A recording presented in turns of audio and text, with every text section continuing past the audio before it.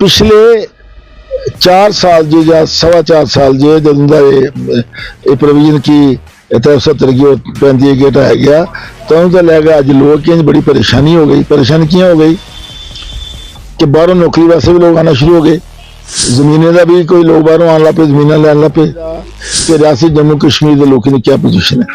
Supreme court of India is the highest legal body देश के constitutional body देश के चाहिए। मुझे पूरा यकीन है कि वो इलेक्शन वास्ते भी डायरेक्शन देंगे, वो इलेक्शन जल्दी कराओ। बदकिस्मती है इस फैसले की और इस भारत सरकार की, खासकर POJK के जोड़े शरणार्थी ने 1947, 65 और 71 के साड़ी संख्या कठुए तो लैके पुंछ तक जी लगभग 14 और 15 लाख के बीच। अब मनोज सिन्हा साहब नौकरियां दे रहे हैं, ऐसा नहीं है कि नौकरी नहीं दे रहे हैं, लेकिन उसमें जो है स्कैम हो रहे हैं। कोर्ट का सम्मान करते हैं, जो फैसला आएगा हम इंतजार में हैं, हम उसको स्वागत करेंगे। जम्मू में जो है रोजगार नहीं है, इकोनॉमी नहीं है, यहाँ का होटल इंडस्ट्री के लोग हों, यहाँ के दुकानदार हों, सब परेशान है। नमस्ते, जय डुगर जय डोगरा ते मैं किरण वर्मा। जियां तुम जानते हो बर्निंग इशू लेइयै तुंदे सामने रूबरू होने आ। इस वेले मेरे कन्नै पूर्व मंत्री आर चिप जी, उंदे कोल जानगे कि अज ने प्रेस कांफ्रेंस रखी थी, ओहदा केह् मकसद हा। तो सारे को पहले स्वागत है सर थोड़ा साडे चैनल च। 5 अगस्त 2019 की जरा इस सारी जम्मू कश्मीर रियासत के 2 हिस्से किए गए, 2 यूनिट बनाई है, लद्दाख बनाई, जम्मू कश्मीर बनाई। कन्ने कन्ने दफा 370 और 35 इसे हटाया गया। ये समझना होगा पहले असें कि 35 जड़ा वो किस तरह आया साढ़े विधान दे विच। देखो 1925 विच महाराजा हरि सिंह ने सोचा भाई साड़ी गरीब रियासत है, छोटी छोटी जमीन साढ़े को, थोड़े थोड़े लोग ने, पहाड़ी लोग ने और बड़ी मुश्किलात हैं। तो उस वेले क्या होंदा कि भाई पंजाब जो लोग आना, लाहौर वाले पास आना, पढ़े लिखे लोग उन्हें नौकरी ला लेनी। अच्छा, कुछ लोगों बारे जमीनें खरीद लैनियां। तो उन्हें एक कानून बनाया कि भाई जी नौकरी है इतों तो बंदे की मिलेगी, JNK के रहने वाला बशिंदा है उन्हें नौजवान की नौकरी मिलेगी और जमीन जी है इतने बाहर बंदा कोई नहीं खरीद सकता। समझिए उस लाइन के उपर 35 बनया जल्द हिंदुस्तान सारा आजाद होया था। हिंदुस्तान आजाद होया तो 35 आ गया। हुण जिस वेले हटाया गया तो काफ़ी सारी लोगों में रोष होया, कश्मीर में ज़्यादा होया, शायद जम्मू में भी होया। लेकिन अज सिचुएशन जी है उल्टी है। अज अगर देखा जाए तो जम्मू के लोग ज़्यादा दुखी हैं। पिछले 4 साल जे या 4.25 साल जे जदों दा ये प्रोविजन की 73 की 35 की हटाया गया तो लैके अज लोगों बड़ी परेशानी हो गई। परेशानी क्यों हो गई कि बाहरों नौकरी वास्ते भी लोग आना शुरू हो गए। अज तू पूरी टॉप देख लो, जिन्हें भी अफसर हैं एक भी इत्थों नहीं है, कोई लोकें लेकिन रबता नहीं, कोई गल नहीं है। नंबर 2 इस कन्ने कन्ने जेड़े जमीनें का भी कोई लोग बाहरों आने लग पे, जमीन लैन लग पे। फिर जिन्ने काम इतने लगे दिन, सड़कें के काम, बिल्डिंग के काम या दूसरे जोड़े काम नो, सारे कमें में जोड़ा बाहर के लोगों का हथ हो गया। फिर फॉर एग्जाम्पल जिस तरह साढ़े माइनिंग है, माइनिंग के पत्थर है, बजरी है, रेत एंड ऑल दैट। पहले बेचारे निके निके सारे ठेकेदार जो ट्रालियां लेंदे थे तो वो पिंड में बेचते होंगे है। आज बड़े बड़े ठेकेदार आके उन्होंने काबू कर लिया। तो उस लिकर की ले लो, 250 को ज़्यादा दुकान ही साड़ी कुंदे को ही अनएम्प्लॉयड यूथ, विडोज या कुछ ऐसे लोग एल्डरली लोग, उन्हीं दुकाना मिली हैं। लाइसेंस जो रिन्यूड है, इन्हें नवी पॉलिसी आंदी, सारे बंदे पंजाब यूपी के आ गए तो उन्हें अपना नीलामी भी जिस लिया, मतलब पैसे लोग था, सारा गरीब लोग एक भी दुकान नहीं ले सके। जी साहब ये दसो कि जी हम मंडे की यदि हेयरिंग है 370 हटना या नहीं हटना है तो माननीय अदालत के दिक्कत तो तुम्हें क्या लगता कि क्या पूरी उम्मीदें हैं तुम कि ये हटेगा? देखो मैं समझना कि सुप्रीम कोर्ट ऑफ इंडिया के जोड़े ऑनरेबल जजेस ने बड़े लायक और अच्छे एक्सपीरियंस लोग, उन्हें दिखना चाहिए कि रियासत जम्मू कश्मीर के लोगों की क्या पोजीशन है, किस हालात में रहते हैं। पहाड़ी लोग, बॉर्डर के उपर रहने वाले लोग, मिलिटेंसी थे पिछले 30 साल तो सर चुके मिलिटेंसी ने पाकिस्तान शरारत कर सारी, और लोगों की रिफ्यूजी लोग साढ़े आए दिन 47 के 65 ते 71 के रिफ्यूजी कम से कम 14-15 लाख इतने वो नहीं थे।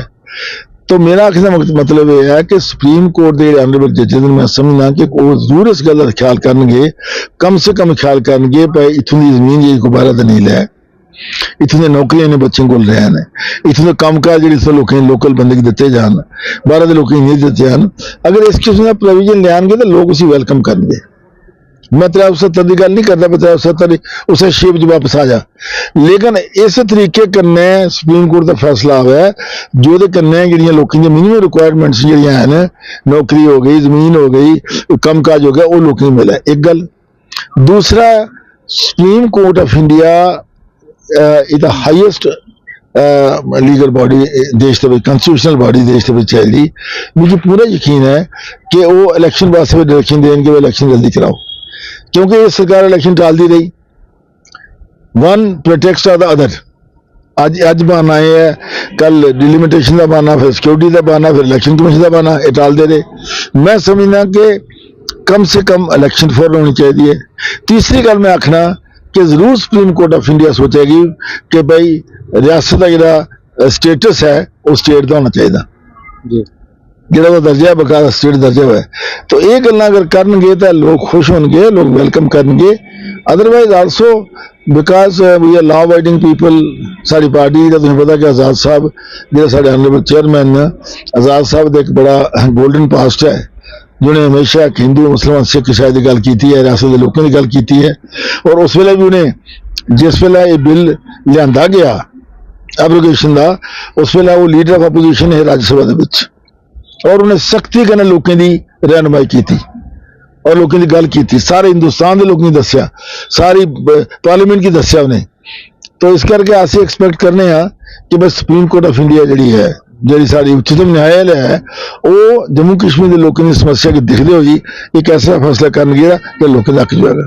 जी चीफ साहब तुसीं दसो साढ़े दर्शकें कि जियां हुण पिछले दिनों लोक सभा च साढ़े गृह मंत्री जिहड़े अमित शाह होरें बिल लिआंदा है कि रिजर्व कीतियां सीटां नॉमिनेट करिए उन्हें बनाया जाएगा, कश्मीरी पंडित और POJK वाले एक सीट, ਉਹਦੇ पर क्या आगे दस।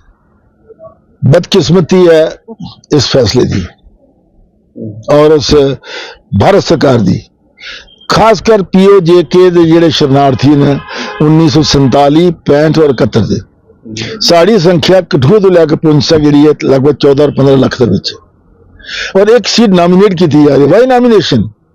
कम से कम 8 सीटें ने देनी चाहिए कि जो POJK के रिफ्यूजी इलैक्शन में लिया चाहिए उन्हें, और एक सीट दिया दें।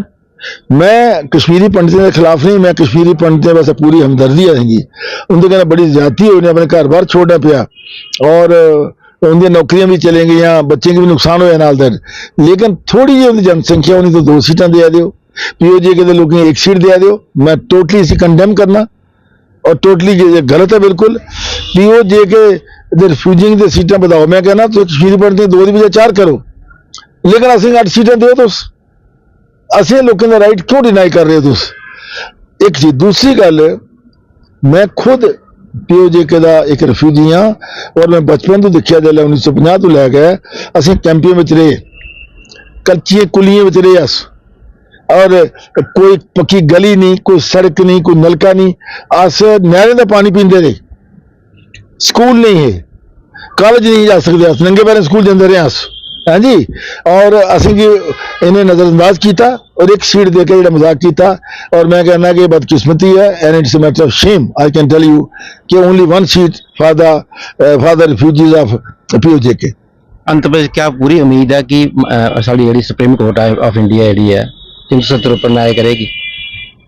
मैं तो उम्मीद रखना, इसका उम्मीद रखना, मैं पहले ही आख्या कि सुप्रीम कोर्ट के जोड़े उस लैवल पर जो जजेस पुजते हैं by and large they are very wise people, बड़े अकलमंद लोग ने, बड़े सियाने लोग, बड़े सूझबूझ वाले लोग हैं। जम्मू कश्मीर के हालात भी उनके सामने, बिल्कुल सामने जम्मू कश्मीर के हालात, और जम्मू कश्मीर की टोपोग्राफी भी उन्हें पता है, जम्मू कश्मीर के लोगों जो 30 साल सफर किया भी उन्हें पता, पिछले 8 साल का गवर्नर रूल जो गुजरा इतिहास, केंद्र शासित बना उड़िया, सारी गल्लां उन्हें पता है। इस करके मैं समझना कि ऐसा फैसला देंगे जो लोगों की तसल्ली के मुताबिक होएगा, मुझे पूरी उम्मीद है। आर्टिकल 370 की सुनवाई सुप्रीम कोर्ट में है, अब जजमेंट भी आई है।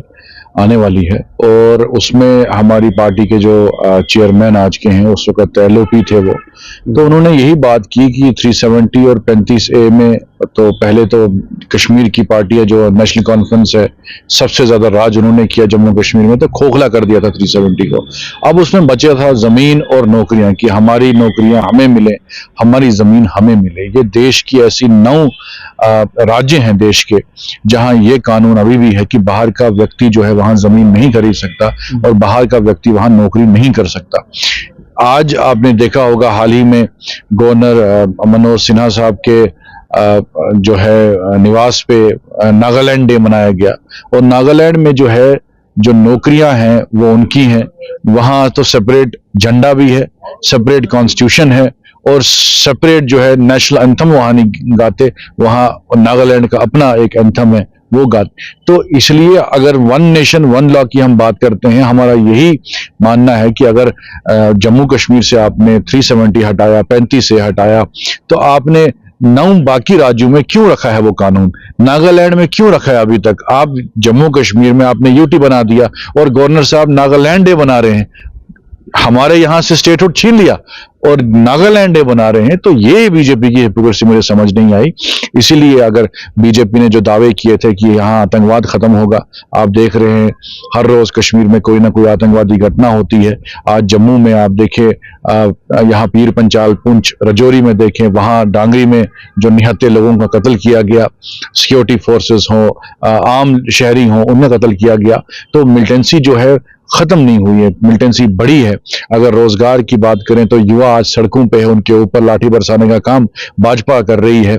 हमारे कश्मीरी पंडित भाई बहन जो दावा बीजेपी कर रही थी कि भाई 370 हटेगा तो कश्मीरी पंडितों को हम वापस कश्मीर में बसाने का काम करेंगे, तो अभी तक मैं पूछना चाहता हूं उनसे कि कितने कश्मीरी पंडित जो है कश्मीर में आपने बसाए हैं? तो जमीन पे बीजेपी जो है वो काम नहीं कर पाई जो उन्होंने दावा किया था। मैंने भी नेशनल मीडिया में हर जगह ये बात की कि आप ये फैसला लेके आप आग में हाथ डालने का काम कर रहे हो। तो आपको देखना चाहिए कि आज जो हमारे युवा हैं 12 लाख से ज्यादा जो है ड्रग्स में इन्वॉल्व हो गए हैं।